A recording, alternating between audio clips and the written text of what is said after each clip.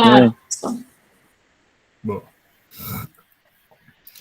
E aí, gente, então boa noite, vamos lá, vamos iniciar nossa aula sobre tecnologia da informação na logística, alguns sistemas de apoio, beleza?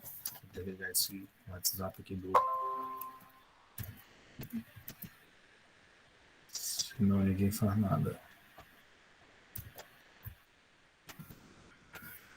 Tecnologia da informação na logística, TI na logística. É uma breve explanação, tá, gente? A gente não vai se aprofundar nesses sistemas, não. Primeiro, que não é minha área, né? Eu até compreendo a área de sistemas, tecnologia da informação, mas não de maneira específica e aprofundada em cada uma dessas ferramentas aí. Mas a gente vai entender quais são os sistemas que a gente tem à nossa disposição e que podem facilitar o gerenciamento logístico no dia a dia. Tem dois intuitos a apresentação dessa aula com esse tema. O primeiro é conhecer de maneira geral o que é que a gente tem à disposição, né? De sistemas. Aqui não é de software não, tá? Não é software, a gente vai falar de software em si não, a gente vai falar de sistemas de gerenciamento, tá? Então a gente vai ver o que é que tem à disposição. O que é que a gente tem à disposição para gerenciar a logística? Que sistemas a gente pode utilizar para gerenciar cada etapa da logística, tá bom?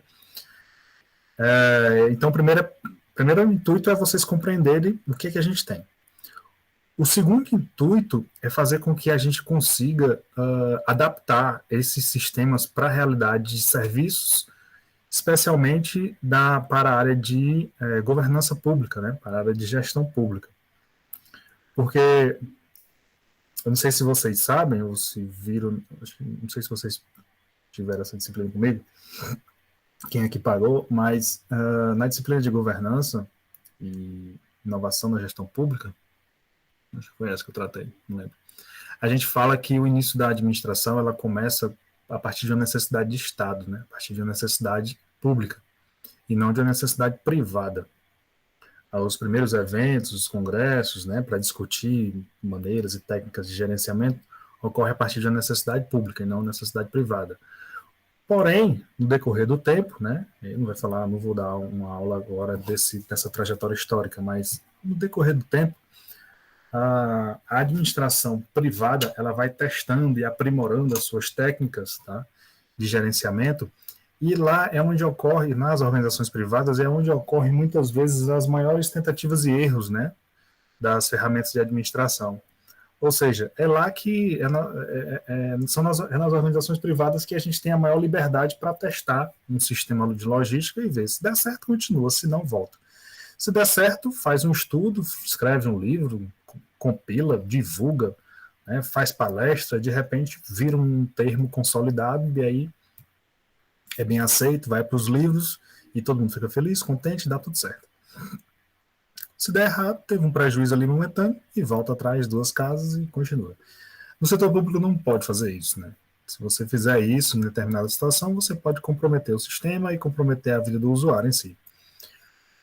Porém não. E aí é por isso que no setor privado a gente tem aí o desenvolvimento de diversos sistemas, especialmente que hoje falamos de sistemas logísticos. E é nosso desafio conseguir trazer esses sistemas e adaptar eles para as organizações públicas. Então, primeiramente, o que é essa tecnologia da informação? O que é tecnologia da informação?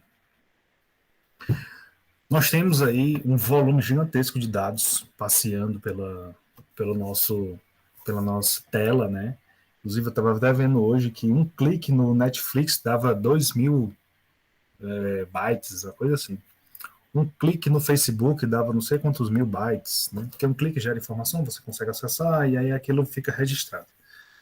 Então, o volume de informações que a gente tem cresceu de maneira gigantesca. E a gente como nós como seres humanos mortais, né, limitados, Simon vai dizer que nós temos uma racionalidade limitada, nós não temos condições físicas de organizar todos esses dados e conseguir gerar informação. Nós não temos essa capacidade. E com a evolução das máquinas, da automação, da tecnologia, dos computadores e etc., essas ferramentas conseguem apurar melhor esse volume de dados e transformar isso em informação. Porém, no final das contas, ainda vai ser o ser humano que vai analisar esses dados, né, enquanto informação, e tomar uma decisão. E aí essas tecnologias, elas vêm se desenvolvendo para fazer com que nós, seres humanos, né, que somos os tomadores de decisão, até certo ponto, né, fazer com que nós entendamos o que a gente tem à nossa disposição. Inclusive, isso serve para a vida, né? Quanto maior o número de dados, a diferença de dados para informação, né, é que dados é a unidade. Então, você clicou no Instagram. A informação é onde você clicou, que horas você clicou, que informação que informação aquilo ali vai gerar, que informação aquele clique vai gerar. Se vai traçar o seu perfil de ser um consumidor maior de postagens sobre alimentos ou postagens sobre moda, sobre casas e etc. Então, isso é informação. Então, o que é que a gente vai fazer com informação? Eu sei que tem muita gente aqui que... Não sei se tem muita gente, mas eu tenho certeza que tem algumas pessoas aqui que tem Instagram aí empresarial, né? E trabalha e manipula as informações ali do Instagram e consegue tomar decisões. Então, a tecnologia da informação são as técnicas por trás da informação, ou então as técnicas que geram informação, melhor dizendo. São as técnicas que geram informação com melhor qualidade. Então, ela serve para fazer com que a gente consiga tomar decisão, serve para apoiar a nossa tomada de decisão. Você pode dizer, professor, com essa evolução aí, será que as máquinas substituirão os homens, né? Será que os robôs vão substituir os homens? Substituir totalmente não, tá? Totalmente não, né? Até porque é o ser humano que constrói as máquinas, né? Esses filmes de ficção científica, onde o robô, né, o eu-robô, né, controla todo mundo, prende todo mundo, bota ali o ser humano para gerar energia dentro de um casulo, e os robôs é que vão viver na face da Terra. Não sei se vocês já assistiram filmes assim, mas tem um bocado. Isso é fantasioso, né? É fantasioso, né? A Matrix é fantasiosa, né? Existe toda uma discussão legal por trás disso, a gente pode conversar, mas não é o intuito da aula de hoje. Mas a tecnologia dos robôs não vão substituir os homens, né? Agora, as atividades operacionais, sim, tá? Então, quanto maior for o grau de operacionalidade da sua tarefa, maior é a probabilidade de você ser substituído por um robô, por um software, por uma máquina, enfim. Ah, professor, mas aí, ó, se você chegar em determinados locais, cidades do Brasil, ainda é a pessoa que vai lá atender o senhorzinho e tal, que não consegue mexer naquela máquina, e aí ainda tem a figura da pessoa que vai ajudar. Sim, só que isso vai ser... a gente vai ter pessoas para atender poucas pessoas, né? A tendência é que a maior parte das pessoas utilizem a tecnologia para suas tarefas mais operacionais. Eu não sei vocês, assim, mas eu vou dizer uma coisa aqui. Fazia muito tempo que eu não ia num banco, sobretudo por conta da pandemia, né? Mas fazia muito, mesmo antes da pandemia, fazia muito tempo que eu não ia num banco, num caixa eletrônico. Muito tempo. Tudo resolvido pelo celular. E eu só tive que ir porque eu tive que sacar o dinheiro para uma pessoa que só recebia pagamento em espécie, né? Assim, uma pessoa limitada e tal, que não tinha acesso a essas tecnologias, que só recebia em espécie. E assim, a nossa geração aqui, que está dentro desse meio tecnológico, nós vamos envelhecer, né? Nós vamos envelhecer. E aos poucos, nós estamos nos alinhando à tecnologia. Será que nós seremos idosos avessos à tecnologia? Será que nós vamos, né, chegar num caixa eletrônico? Num caixa eletrônico, talvez, não sei nem como é que vai ser, né, daqui a alguns anos, mas vamos lá, digamos que existe o caixa eletrônico. Será que a gente vai chegar no caixa eletrônico assim, analfabeto, assim, sem saber o que é um leitor biométrico, sem saber o que é um leitor de retina, sem saber o que sei lá, sem saber mínimas operações ali de manusear e manipular um caixa eletrônico, se é que ainda vai existir, ainda vão existir caixas eletrônicos, mas enfim, o que eu estou querendo dizer é o seguinte, será que nós, enquanto idosos, com todas as nossas limitações que nós vamos ter, assim como os idosos de hoje, será que nós vamos ser totalmente avessos à tecnologia a ponto de dizer, não, eu quero um atendimento com o ser humano, não quero esse atendimento com o robô aqui, não. Nada. Muito pelo contrário. Quanto mais facilitar, quanto mais a gente conseguir resolver as coisas ali de maneira mais simples, melhor. E por que eu estou fazendo esse preâmbulo aqui falando de tecnologia da informação nesse sentido? Porque a atividade logística é uma atividade burocrática e operacional. Claro que em algum momento o tomador de decisão precisa analisar qual é o melhor momento de comprar, qual é o melhor momento de descarregar, qual é o melhor veículo, mas tudo isso pode ser operacionalizado e automatizado. Em algum momento ele vai tomar uma decisão? Sim, em algum momento ele vai dizer, começa, para, ou então o robô, o software está mandando continuar a produção. Não, não, mas peraí, para, não vá não, porque o cenário econômico e político não está muito favorável para a gente continuar a produção, não. Então, suspende aí, seu robô, suspende aí, que a gente vai pensar aqui direitinho, depois a gente retoma. Claro que existem momentos assim. Porém, o dia a dia da operação logística são atividades operacionais. Entendo. Existem decisões estratégicas na logística. Existem decisões táticas e existem decisões operacionais. Porém, a maior parte das decisões em logística são decisões operacionais. Quando eu digo operacionais, são decisões de rotina, sabe? Quanto compra, quanto dispensa, qual é o plano de produção, quanto faz hoje, quanto foi feito hoje, qual foi a quantidade de vendida, qual é a quantidade de mercadoria que deve ser reposta. Essas decisões são operacionais, são facilmente previstas por um sistema de computador. Concorda?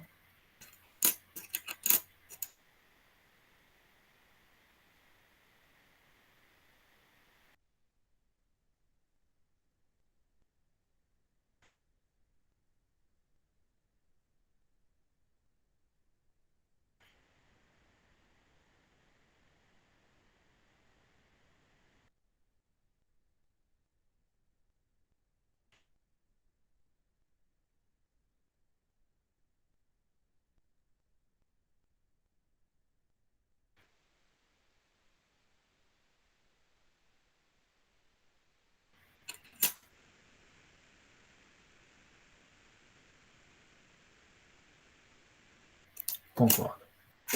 Vamos lá. Alex. A Desejo. câmera fechou e ficou sem áudio. Foi, acho que tá voltando agora, professor, normal.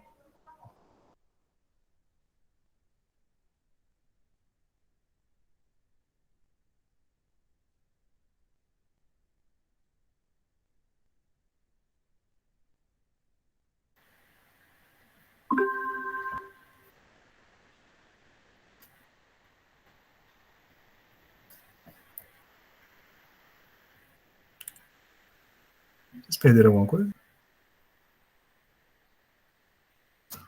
A gente Eu acho que parou perdemos. no Aqui, concorda. pelo menos, travou quando você estava falando. Travou quando eu estava contando a história de quem? Na hora que você perguntou, concordam? Aí travou. Ah, então beleza. Ah, então eu só não escutei vocês Ninguém dizer que concordou. concordam. Não, mas quem cala, né? Ou consente ou não tem opinião, né? Eu prefiro entender que vocês consentiram. Entenderam? Compreenderam? Ficou claro essa primeira etapa? Isso que é ruim dar aula com essas câmeras. Claríssima. Beleza. É ruim dar aula assim, no sistema remoto, porque eu não sei se vocês estão rindo, se vocês estão achando sem graça, se vocês estão com raiva, se vocês estão comendo, se vocês estão assistindo outra coisa, se vocês estão lendo, não sei, eu fico aqui só nesse monólogo. Mas é bom também. Meu filho, mas a pessoa está aqui, pensa alguma coisa. Às vezes, eu mesma aqui, às vezes, até falo alguma coisa de microfone fechado. Depois é que eu me vejo que o microfone está Né? fechado. É. Coisas da pandemia. Vamos lá, que vai dar certo. MRP, Planejamento das Necessidades de Materiais. Esse MRP aqui, ele é basicamente o que a gente, é um sistema, né, de controle dos materiais, que é basicamente o que a gente estudou lá na primeira sessão da disciplina, primeira unidade da disciplina. É aquele planejamento de materiais, aquela previsão de demanda. Então, existe um sistema, tá? Um sistema para prever essas necessidades de materiais e não deixar faltar, tá bom? Eles trabalham, isso aqui é um exemplo não de um, um exemplo, né, um exemplo de um sistema, tá? Eles trabalham com a ideia de pai e filho, né? Nós temos aqui a unidade pai e aqui as unidades filho. Nós temos aqui a unidade pai e as unidades filho. Unidade pai e as unidades filho, até chegar aqui. O que é isso? Para produzir um desktop, um computador, né, nós vamos precisar de um mouse, de um teclado, uma caixa de som, um monitor, e aí, né, nós teremos aqui a máquina em si, né, o computador, o processador, né, o computador em si.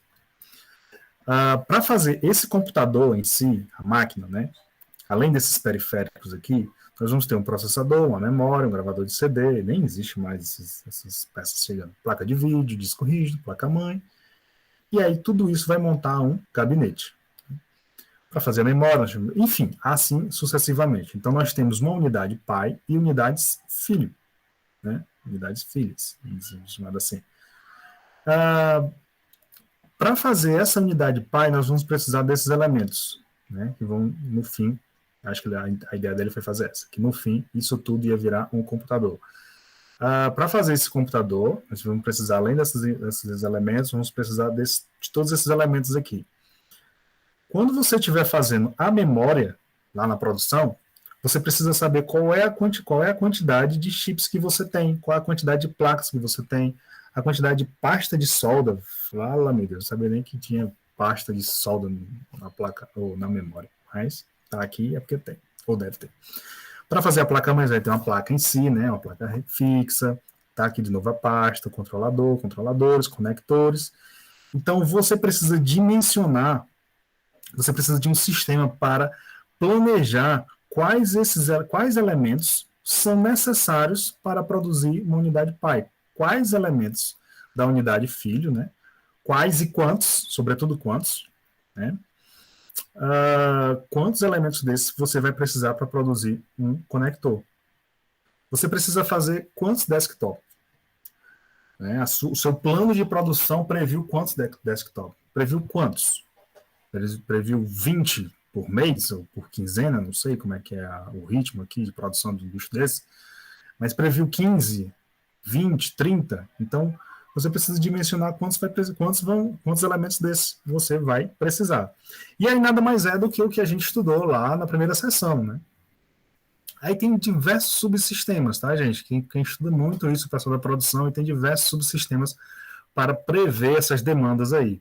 Cabe a gente, né, se você estiver gerenciando isso, estiver cuidando, sobretudo, dessa parte de compras aí no setor público, ou então se você estiver trabalhando numa empresa que atende ao setor público, você precisa estimar, né, e fazer o seu próprio planejamento, né, como operador logístico, para conseguir atender a demanda.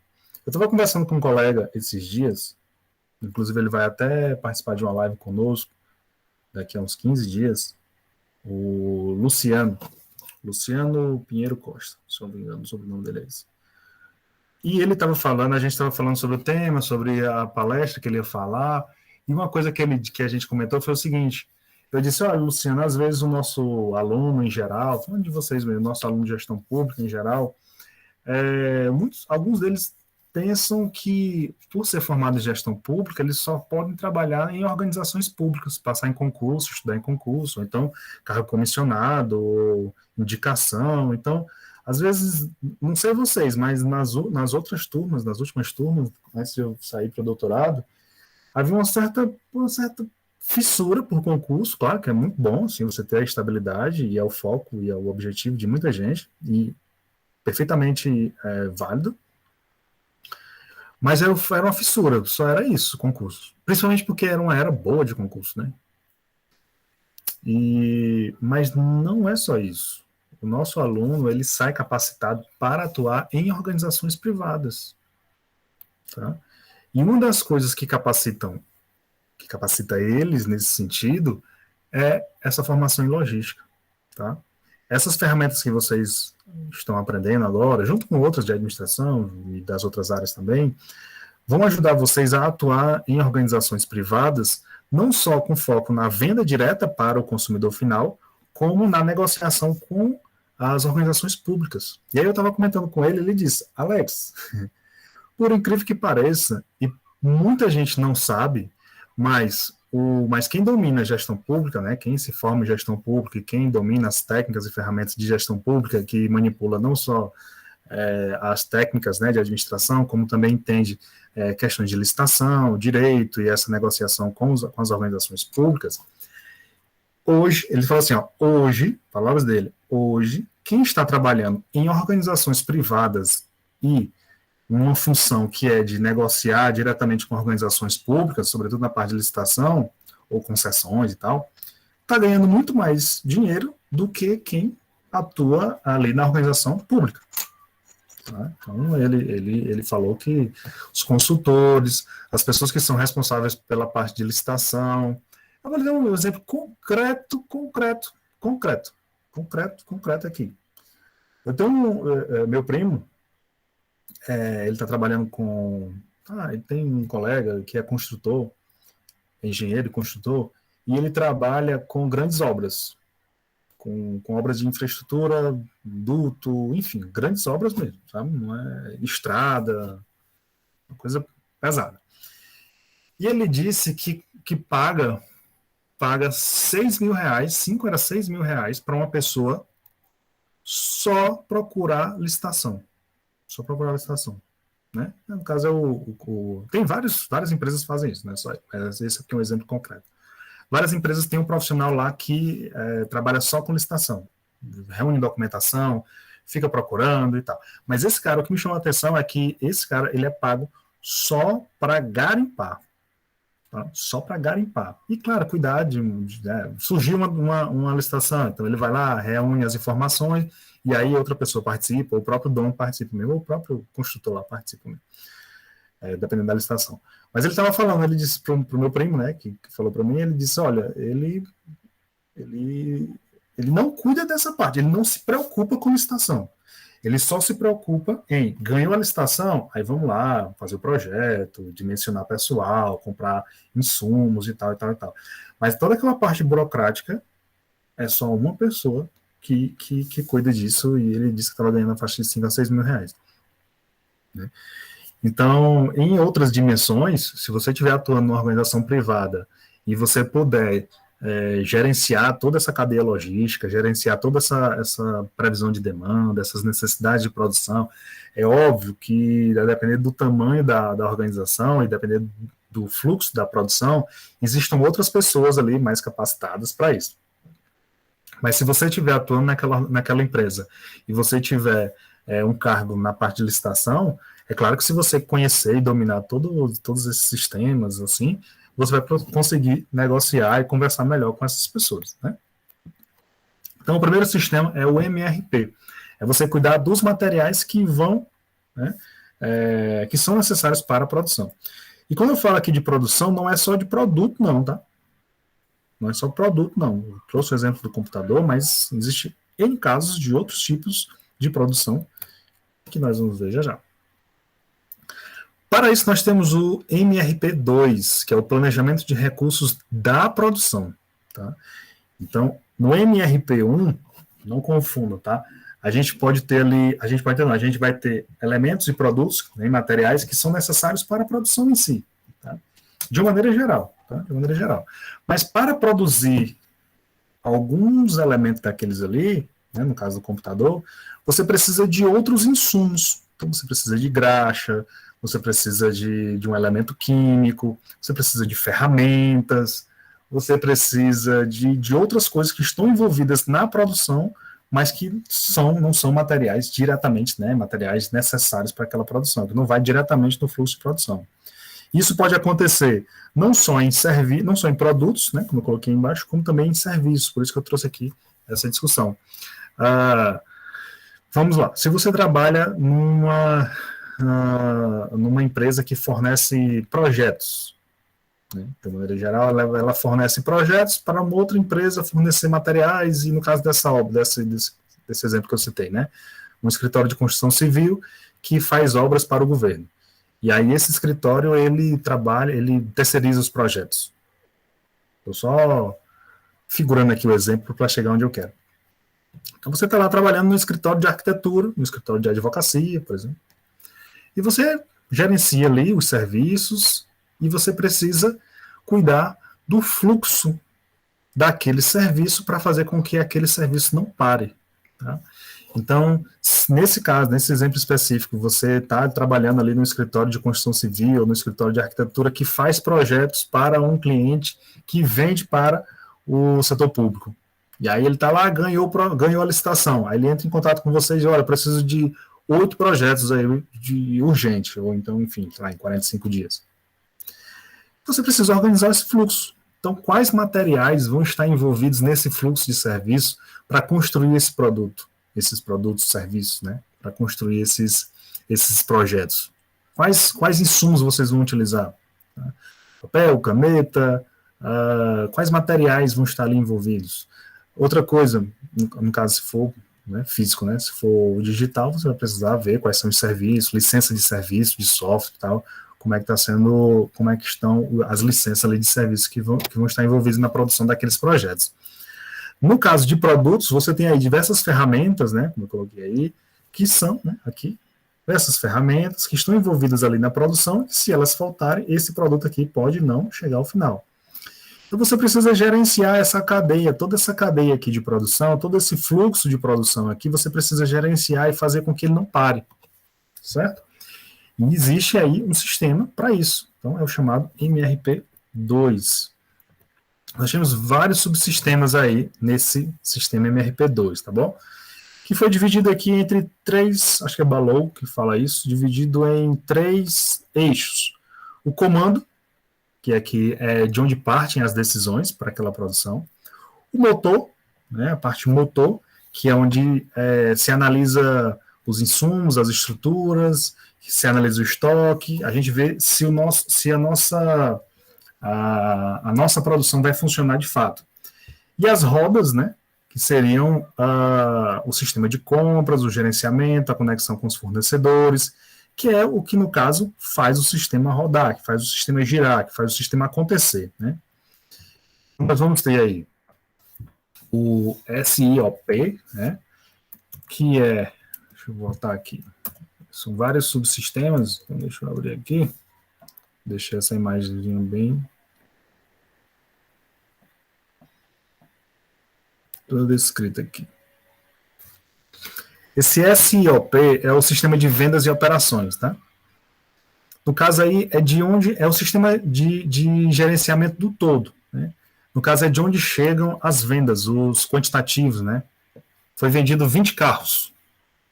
A gente precisa de quais operações, como é que a gente vai planejar a produção desses 20 carros, como é que a gente vai fazer com que isso saia como produto acabado. Então, nós vamos ter aí as estratégias para se elaborar isso, para se elaborar esse plano. Nós vamos ter o orçamento geral, quanto a gente vai gastar para produzir esses 20 carros. O plano de vendas agregado, né, que é aquele planejamento de vendas que é o seguinte, foi pedido 20 carros, só que houve alteração. Ou então 20 carros, mas são 3 com características específicas, né? Então, foram 20 carros, mas um ou outro tem uma característica específica que precisa de um outro fornecedor. Então, é um plano específico, né? Que vai gerar um plano de produção agregado, tá? Que é o plano de produção com essas especificidades, com essas questões, com essas exceções. Então, tem carro que é esportivo, tem carro que é normal, clássico, tem carro que pediram com a bancada de couro, tem carro que vem com GPS, então são algumas questões que vão entrar ali para a gente conseguir fazer uma produção específica. E aí, nesses casos, nessa situação, a gente vai ter uma gestão dessa demanda. Tá? Nós vamos ter uma gestão dessa demanda. Então, houve aqui uma demanda. Vocês veem a minha seta do mouse, gente? Ou eu estou girando aqui de besta? Dá para ver. Dá para ver? Dá. Ótimo. Então, vocês vão ter esse sistema aqui, que é o sistema de vendas, né, que é gerenciamento de vendas, que vai dar luz às operações, né, nesse exemplo que eu falei. E aí você vai ter estratégias para isso, né, para elaborar esse sistema, mas você vai ter uma gestão de demanda, né, baseado no que foi vendido e nas operações que precisam ser realizadas. Como é que eu vou gerenciar essa demanda? Eu vou atender os 20 carros de uma vez? Eu vou entregar os 20? Eu vou entregar 15? Vou entregar 10? Qual o sistema de produção que eu vou utilizar para atender essa demanda? E aí nós vamos ter, juntando tudo isso, pensando tudo isso, né, todas essas estratégias, nós vamos ter aqui outros subsistemas, que esse é o MPS, que é o Plano Mestre de Produção, e esse aqui é o Plano Agregado, tá? Esse aqui é o Plano Mestre, que é o plano central, é o que a gente vai fazer de fato, tá? E esse aqui é um agregado que ele mostra as nossas capacidades, né? Um sistema que mostra as nossas capacidades aproximadas, tá? Baseado nas especificidades, baseado nos recursos que eu tenho, no tempo que eu tenho.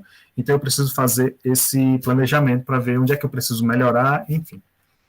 E aí, no final, nós temos a lista de recursos e tempos, né? O que é que eu vou precisar fazer de recurso para alimentar esse sistema, Nós temos também a política de estoques, né? Se é o estoque mínimo, estoque zero, quais estratégias a gente vai utilizar para não deixar faltar material, enfim.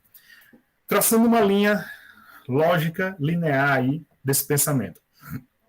Vocês vão precisar de um sistema de vendas, tá? E aí a gente vai já adaptar isso aqui para o setor público. Vocês vão precisar de um sistema de vendas dentro da sua empresa e operações, né, para saber o que foi vendido e como a gente vai operacionalizar a entrega desses equipamentos que foram vendidos. Nós vamos, baseado em todas essas informações que vão estar aqui agregadas, né, e essas estratégias, nós vamos gerenciar essa demanda. Baseado nessa gestão da demanda, né, o que a gente tem, qual é o tempo que a gente tem, nós vamos criar o plano geral de produção, plano mestre, plano central de produção, tá? Esse plano geral de produção, ele leva em consideração os estoques, leva em consideração as nossas capacidades e as nossas mudanças de especificidades, beleza? No setor público, se você estiver numa organização pública, dá para adaptar, tá? Dá para adaptar. Essas vendas aqui vocês substituem por atendimentos, né? Por demandas do usuário, né? Eu gosto muito de trabalhar com o setor de saúde, mas eu vou trabalhar com a educação. Eu gosto muito de trabalhar com o setor de saúde e educação, que são exemplos, são políticas assim que se adequam muito, assim, são fáceis, são tranquilas da gente analisar. Mas você pode pensar em qualquer outra, inclusive se você quiser soltar um exemplo aí, pode falar que a gente adapta aqui na hora. Vamos lá, setor de educação. Nós atendemos quantos alunos de gestão pública? Hoje nós temos 124 alunos ativos. É pouco, né? Foi uma redução grande por conta da pandemia, mas, enfim, é pouco. E nós já temos 124 alunos. Quais estratégias nós vamos elaborar para atender esses alunos? Vamos fazer aula somente à noite, somente pela manhã? Qual é o perfil do nosso aluno, né? Como é que a gente vai construir o serviço que vai ser ofertado? Todo semestre a gente constrói esse serviço que é ofertado. Quantas disciplinas, quais disciplinas, em que horários, quais os professores, etc.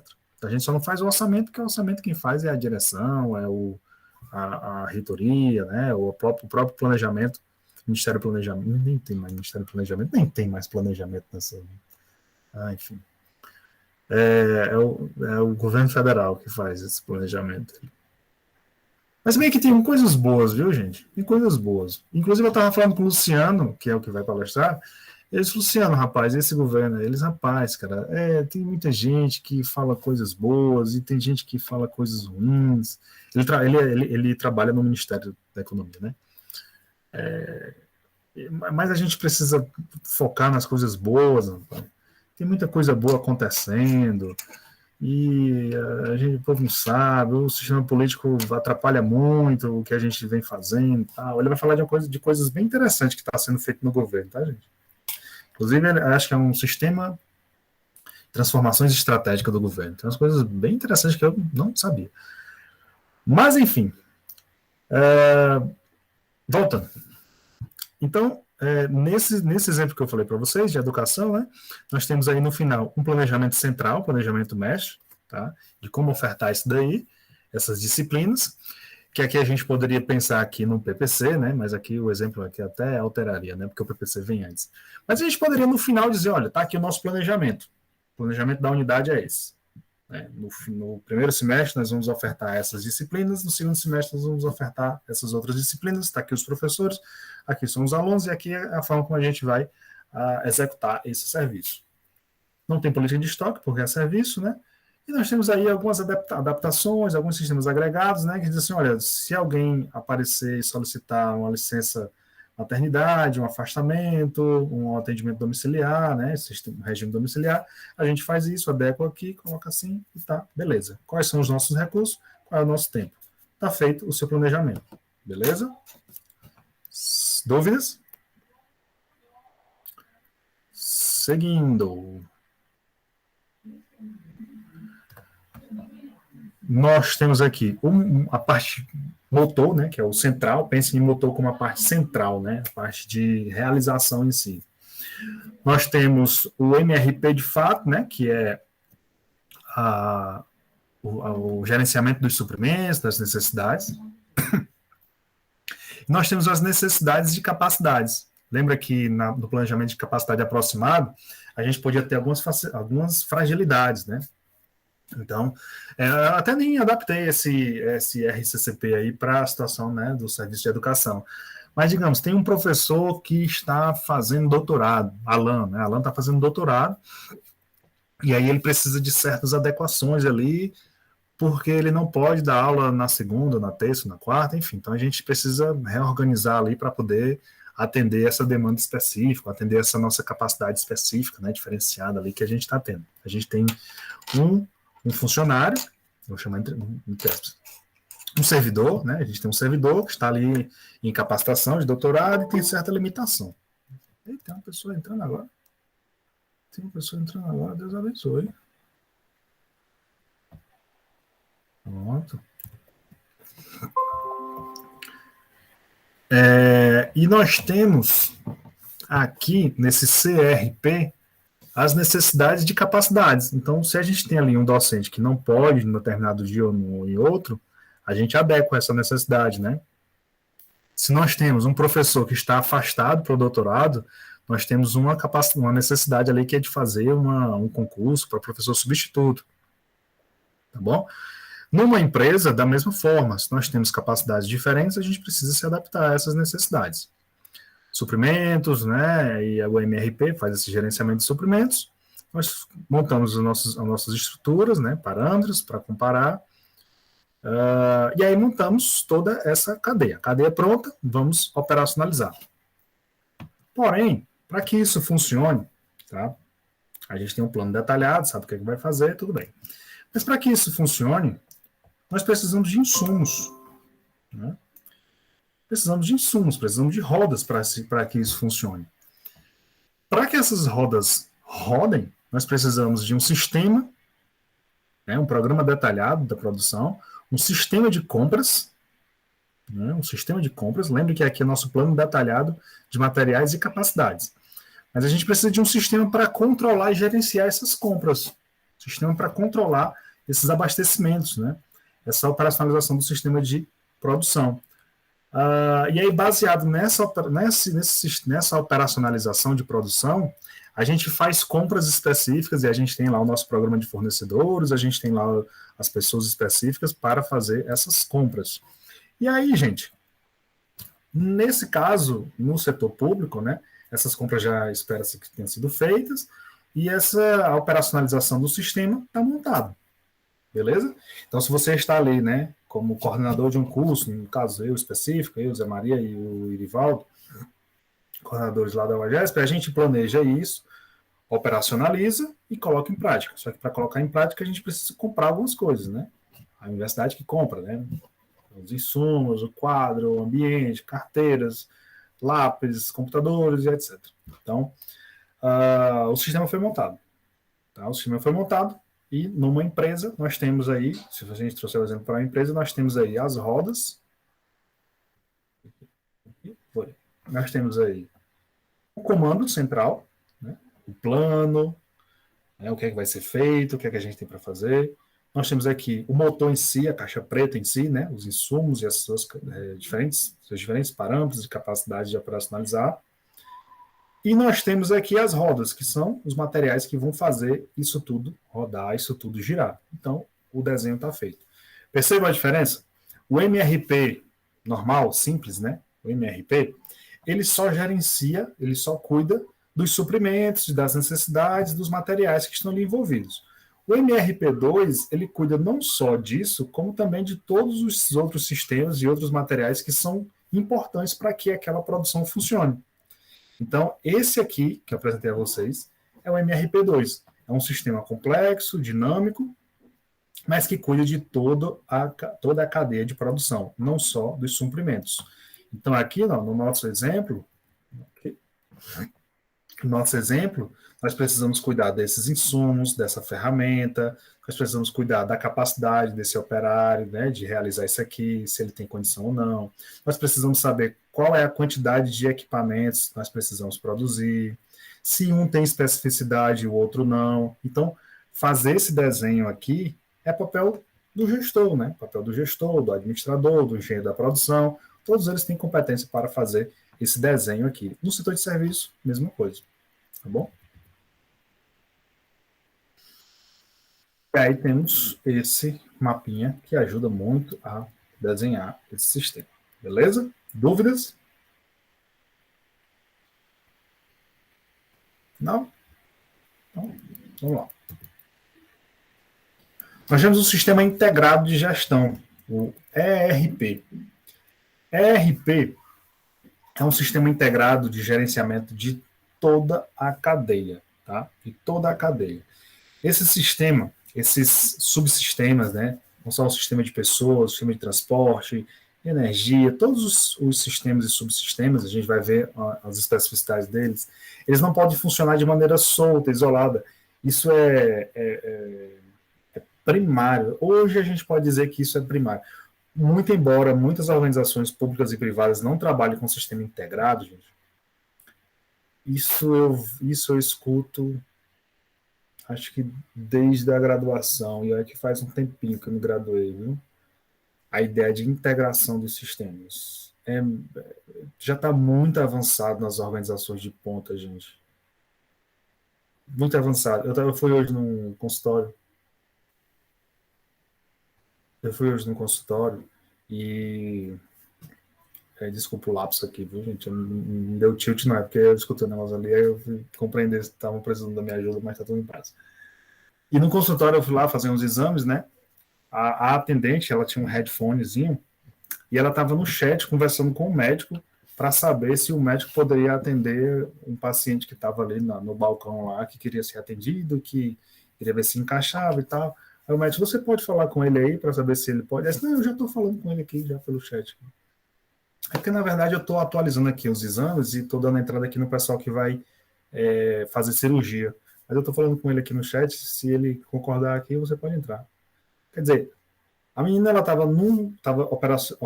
operando um sistema que ali ela marca consulta, marca cirurgia, marca exame, conversa com o médico, conversa com a pessoa que está lá embaixo fazendo exame, ou seja, tudo integrado. Não sei se ela estava fazendo tudo ao mesmo tempo, mas o sistema que ela estava utilizando permitia tudo.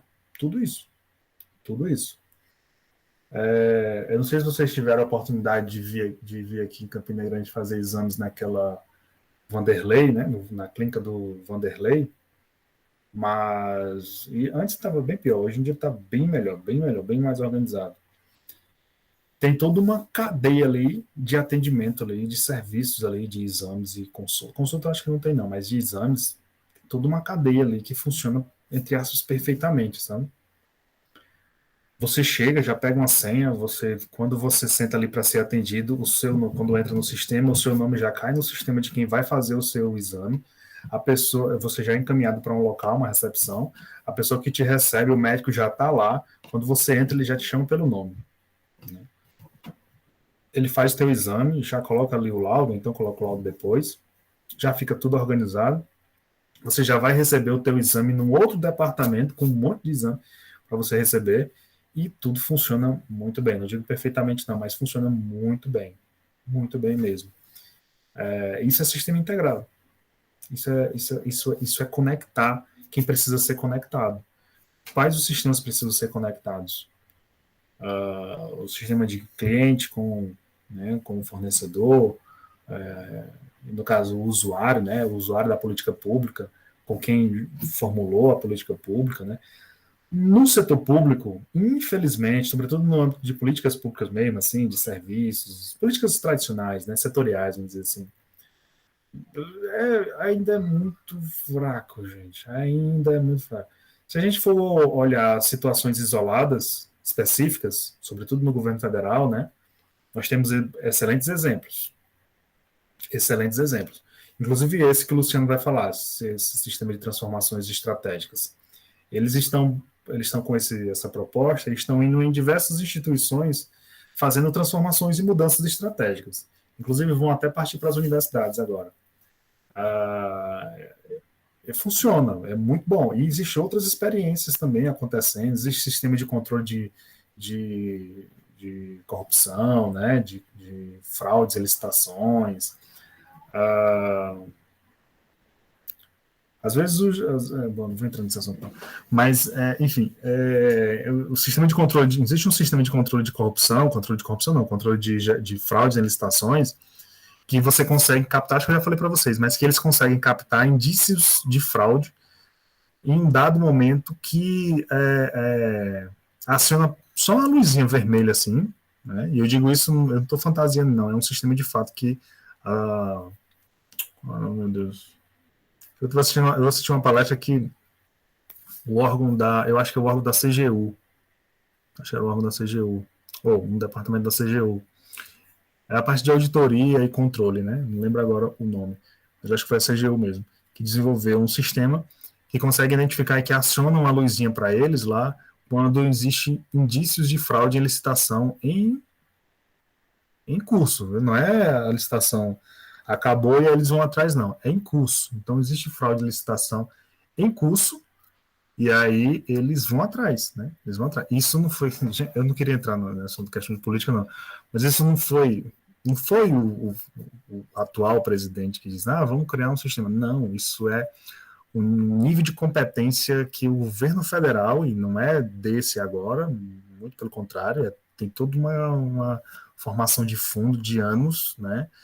É uma formação longínqua, né?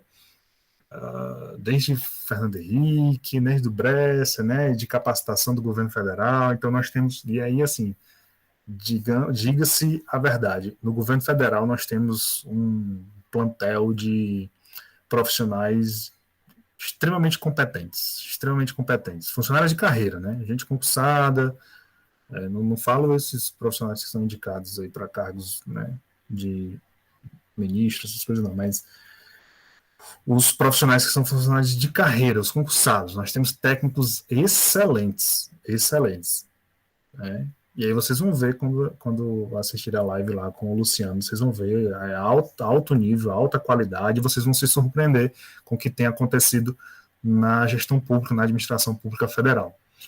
Mas, pelo amor de Deus, não associe isso à gestão de um e de outro. Não, isso foi o PT. Não foi o PT. Isso é coisa do Bolsonaro. Não é, muito menos. Não é. É coisa de formação de longo prazo. Esse profissional que eu vou trazer para vocês, o Luciano, ele é concursado de um órgão lá do governo federal, mas ele foi diretor da ENAP, da escola que vocês fazem os cursos aí online. Ele foi diretor regional da ENAP e hoje ele está na ESAF, né? Está trabalhando na ESAF e está trabalhando com essa frente de trabalho aí junto ao Ministério da Economia, de reformulação estratégica dos órgãos federais. Então, existe muita coisa boa acontecendo, mas não associe isso a político A ou B. Não. É competência de formação e concurso, né? Concurso dificílimo, que passam pessoas com muita competência, que se desenvolvem depois de um tempo e aí acabam desenvolvendo essas ideias fantásticas. Mas, enfim, voltando. Existe o sistema de identificação de fraudes. Tá? Então, não está tendo corrupção. Gente, não está tendo corrupção porque não é fácil. Não é tão fácil no governo federal. Não é uma licitação, não é juntar aqui, sentar numa mesa e pronto, você ganhou. Aí você me dá tanto e não é assim. Não é essa loucura. Não é. Claro que existe. Professor, mas e a construção dos estádios? É coisa grande. As Olimpíadas, pode ir atrás que é coisa grande, envolvimento de grandes empresas e assim, envolvimento de muita gente para que essas coisas aconteçam. Não é uma coisa comum É isso que eu quero dizer a vocês. Não é uma coisa comum, toda licitação vai ter fraude. Não, não é bem assim não, tá? Não é bem assim não. E uma das formas de se barrar isso é com o sistema integrado de gestão. Nesse caso, esse sistema de identificação de fraude é um sistema de machine learning, né, de sistemas que aprendem e que ele consegue identificar empresas que já se envolveram em corrupções ou então em coisas duvidosas no passado e agora estão tentando vender de novo para o governo. Então, e aí sobe uma luzinha, e aí o auditor vai lá, checa, procura saber informações, pede para suspender a licitação até que sejam averiguadas as informações e aí decide se aquilo ali realmente é uma fraude ou não. Tá? Não é que o sistema bloqueia a licitação, pronto, essa tem fraude. Não, essa tem indício de fraude. E aí o auditor vai lá, averigua, puxa informações, solicita documentações, fala com o pregoeiro, fala com o responsável, solicita dados, informações, e aí decide se a licitação continua ou não. Beleza? Então, esses sistemas, né, de ERP, tá? Sistema integrado, ele contempla aqui diversas facetas, tá? Controle financeiro, né, dentro de uma empresa. Ele une o setor financeiro com o setor de qualidade, com o setor de essa parte processual, né, emissão de notas, com o cliente final, né, o sistema de previsão, o PDV, que é o ponto de venda online, né, o site que vai fazer a venda direta ao cliente. Aqui é o Webdesk, portal do cliente, o central de relacionamentos com clientes, os relatórios, né, de processo de vendas e evolução, a conciliação bancária, né, que é o pagamento e o pagamento do boleto e a conferência, grosso modo é isso, né, conciliação bancária, a checagem de débito e crédito, né, o cadastro de clientes e funcionários, né, o sistema de cadastro interno, né, então são todos esses sistemas aqui integrados, só faltou aqui o sistema de produção, né, nesse exemplo que eu trouxe para vocês, porque está integrado também, o sistema de produção está dentro aqui, e aí o que é vendido é dimensionado a compra, é dimensionado os insumos, são dimensionados, melhor dizendo, os insumos, e tudo isso aqui, de maneira integrada, vai fazer a produção rodar, a produção girar. Melhora a produtividade, otimiza os processos. Gente, otimização de processo. Existe um negócio chamado, se vocês quiserem, depois que se formarem aí, e quiserem atuar na gestão pública como consultores, uma sugestão, tá? Tem outras coisas aí, gestão de projetos, etc. Mas uma sugestão se chama design de processos. Design de processos. O que é isso? Essa ideia de design de processos estão usando muito em organizações privadas, né? Ele veio das organizações privadas, esse termo.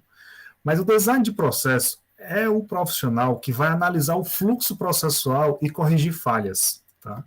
Inclusive, existe até uma disciplina, hoje, no curso de administração, que é de administração processual, uma coisa assim, ou administração de fluxo, uma coisa assim.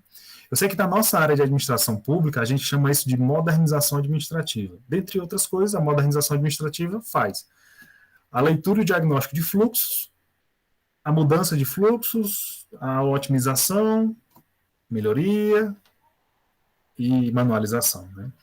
Eu já fiz isso umas 300 vezes já.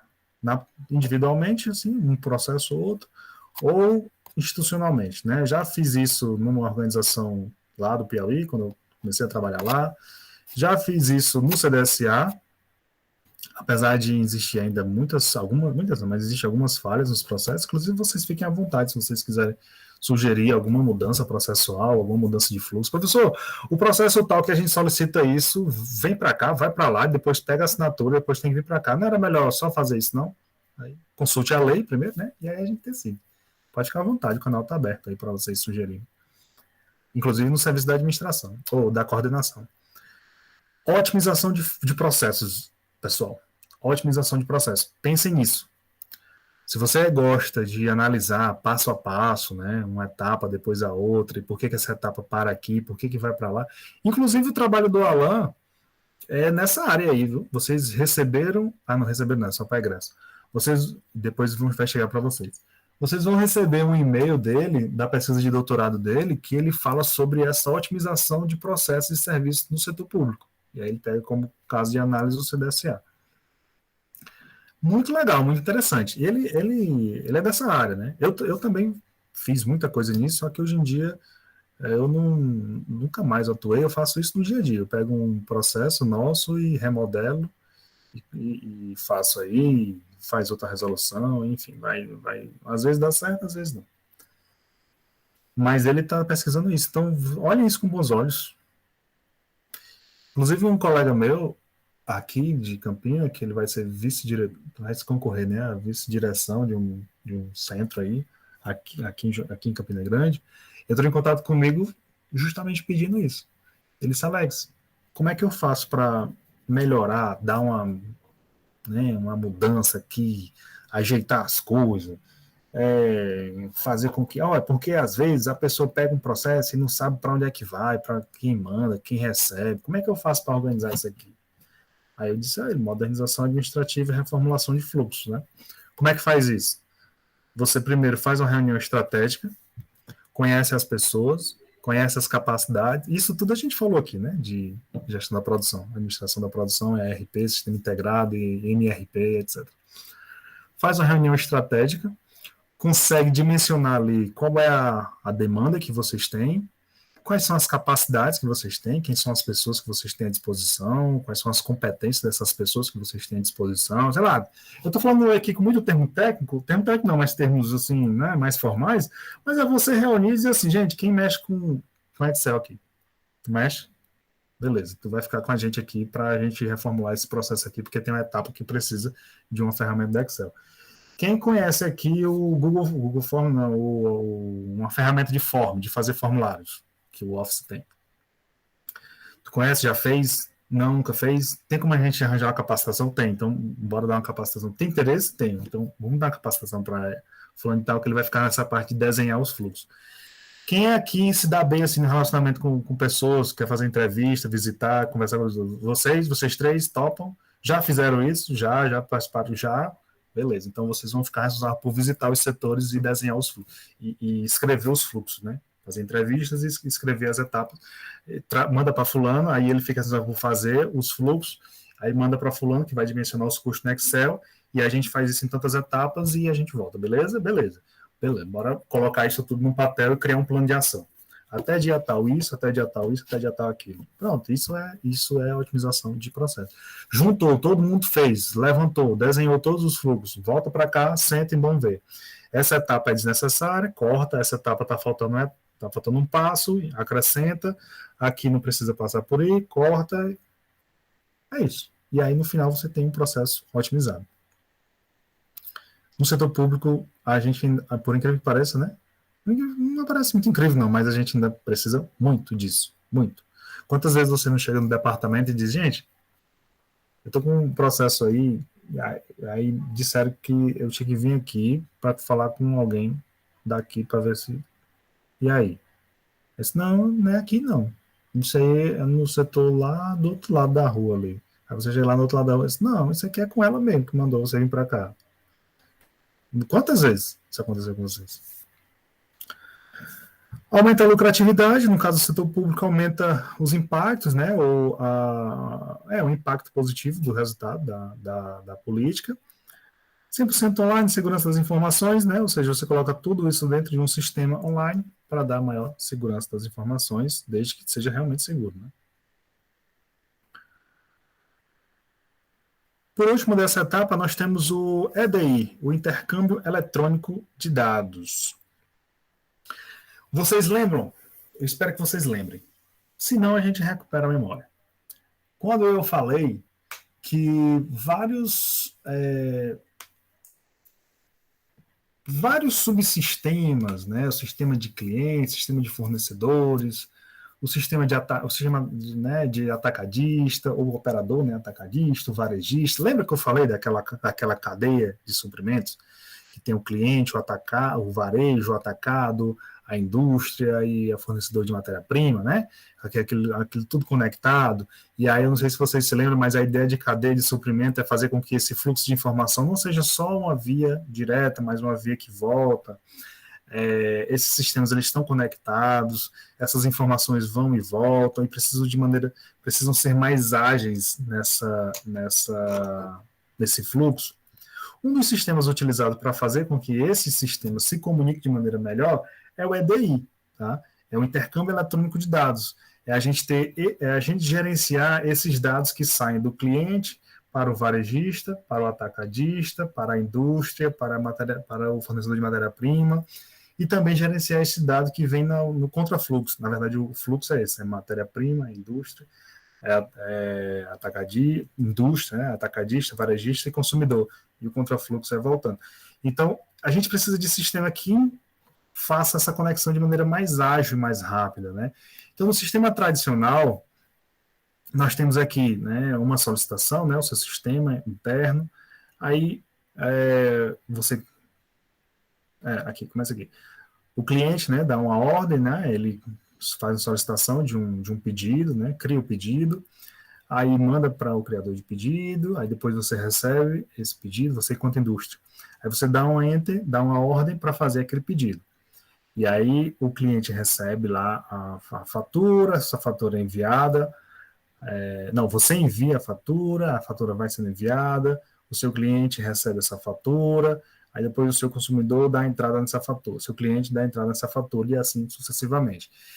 Todas essas etapas, elas podem ser sintetizadas com o sistema o sistema eletrônico de dados, né, que interage, que faz esse intercâmbio de dados. Então, eu posso ter um sistema que consegue compilar todas essas informações, né, e mandar para um sistema maior, né.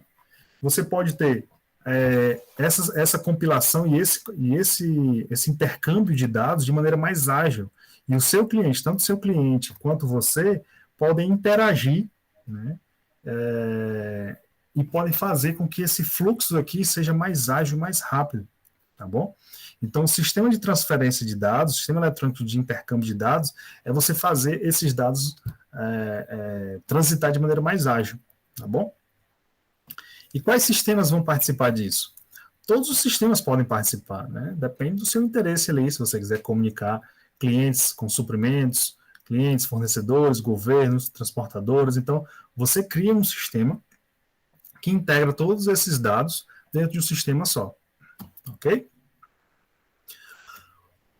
O outro sistema que eu fiquei de colocar para vocês, de falar para vocês, foi o sistema de gerenciamento de armazém.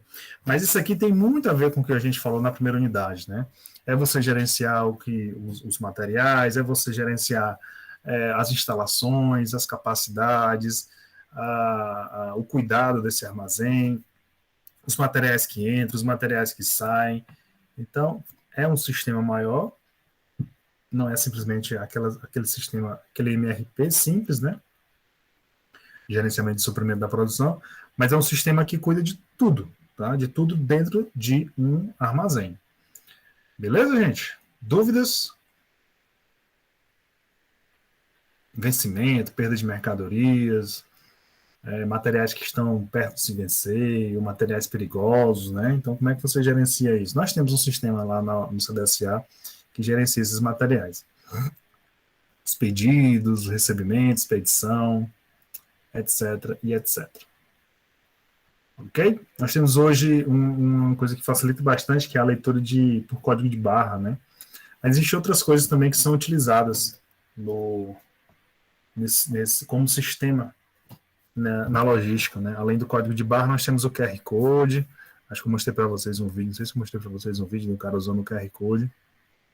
O sistema de conferência cega, né? Onde um confere, sem saber quanto é a quantidade que era para vir, e faz só mandar. Então, se tiver alguma coisa faltando, o próprio sistema vai identificar. É diferente, né? Eu chegar para vocês e dizer assim, gente, a gente recebeu esse fardo aí de cartuchos, é para ter 200. Aí, 10 minutos depois, você diz, bateu, tem 200. Espera aí, pô, tu já contou 200. Não, é porque aqui, ó, 3, 6, 9, eu sou bom aí. É diferente. É diferente eu chegar para vocês e dizer assim, confere aquilo lá para ver quantos tem. Eu não sei como é que vocês, nas organizações que vocês trabalham, se é assim. Mas é diferente você chegar e dizer assim, ó, confere aí para ver se... Confere aí para ver quantos tem aí. Aí você vai lá, não, conferi. Tá dando 190 certinho. Assim, Era para ser 200. Então, quem faz isso, de conferir, fazer esse checklist, né, fazer essa contra-conferência, né, é o próprio computador, é o próprio sistema de gerenciamento de armazém. Então, você vai lá, você recebe um pedido, você sabe que é 200, mas o conferencista vai lá contar sem saber quantos tem. E aí ele coloca lá no sistema, diz que deu 190, e essa informação aparece para mim, como gestor do armazém, como erro, faltando 10. E aí eu entro em contato com o fornecedor no mesmo sistema, e o fornecedor já é acionado para repor, para dar algum desconto na próxima compra, no próprio pagamento da compra, né? Esse é o gerenciamento de estoques. E aí nós temos várias ferramentas que contribuem. Além do código de barra, nós temos o QR Code, né, como eu falei, e tem outras ferramentas de conferência também, tem aqueles leitores, enfim. Já temos muito. Nós temos a figura do GPS, né, do transponder, que rastreia as mercadorias para saber a localização, o tempo gasto, né, até chegar no destinatário final. Enfim, tem muita coisa da parte de tecnologia da informação voltada para a área de logística. Ok? Esses sistemas, eles vão ajudar vocês, como eu falei no início da aula, a compreender o funcionamento de uma organização privada, atuar na organização privada e também atuar em comunicação com a organização pública, mas também atuar numa organização pública. Tá? Dá para adaptar, dá para adequar. Eu espero que vocês consigam fazer isso no decorrer da atividade de vocês, quando vocês estiverem atuando numa organização pública. Beleza, gente? Então, a aula de hoje é essa. Dúvidas? Não? Debates? Questões? Eu acho os sistemas bem, assim, tipo, um meio que complementar ao outro, né? Tem um, aí o outro tem uma coisa a mais que o anterior, aí o próximo tem uma coisa a mais que o anterior. Eles vão evoluindo. Eles vão evoluindo, né? Não vai se aprimorando, um vai sendo aprimorado pelo outro. Justamente. Beleza? Mais algum detalhe? Não? Ok, então vamos encerrar aqui a gravação.